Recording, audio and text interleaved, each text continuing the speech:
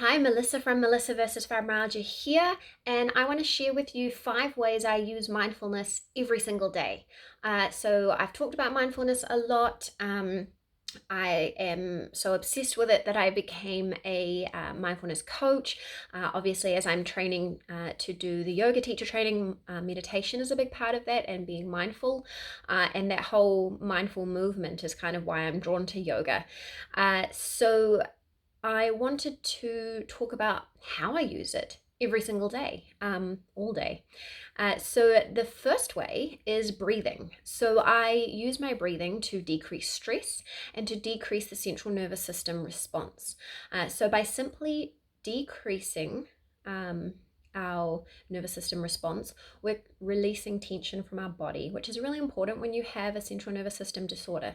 So by simply making your exhale longer than your inhale, you can encourage your body to go into that rest and digest state.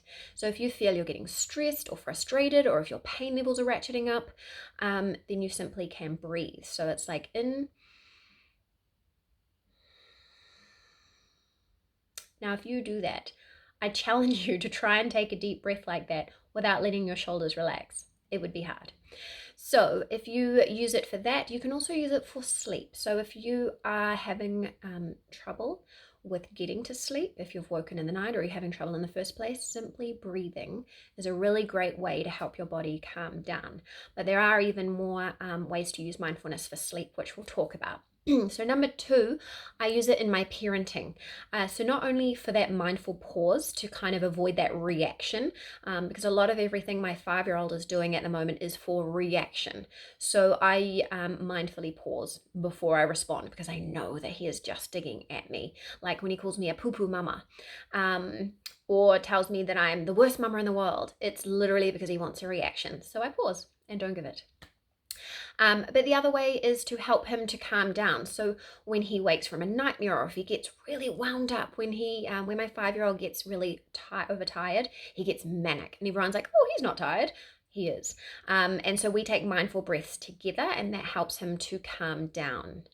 Number 3 is meditation, which is kind of the formal practice of mindfulness. So I use that for rest, and I've talked about that a lot, so I don't want to go too much into it in this video, but meditation and yoga nidra is the only way I can experience that profound rest. I cannot nap. So even on a night where I've slept pretty well, I still need to have a rest in the middle of the day to kind of keep me going, and it helps my body and my mind to relax. And so every day when the baby's having his afternoon nap, I try to meditate, whether it's 15 minutes or 20 minutes or 30 is amazing, but there is just no other way I can feel that profound rest and that profound relaxation in my body.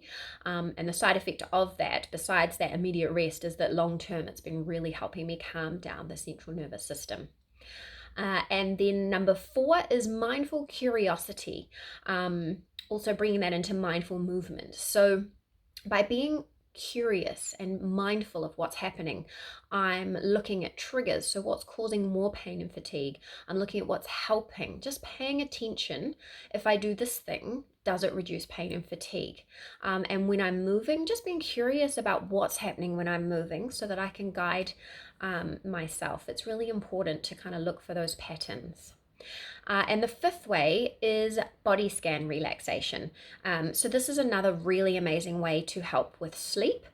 So I do it when I'm going to sleep at the beginning of the night, and then I do it when I'm awake in the night. So if I've gotten up with the baby, or if I've gone to the bathroom, or something has woken me up, I'll do a body scan relaxation, because 1, it puts me back to sleep, and 2, even if I don't get back to sleep, I'm relaxing my body and I'm focusing on something other than the fact that I'm not asleep. So those are 5 ways that I just use mindfulness every single day. It has really helped me.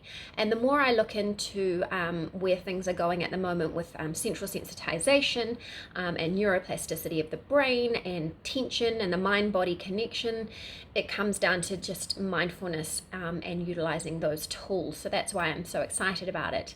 I do have the Mindfulness for the Chronic Life workbook and course, and I'll link them below. And so they kind of take you through 9 weeks of how to figure out what works for you in terms of mindfulness, because there's a lot of different practices that you can utilize. And so it basically moves you towards working through a lot of those ways and then choosing what ways resonate for you and how to set it up in your practice going forward.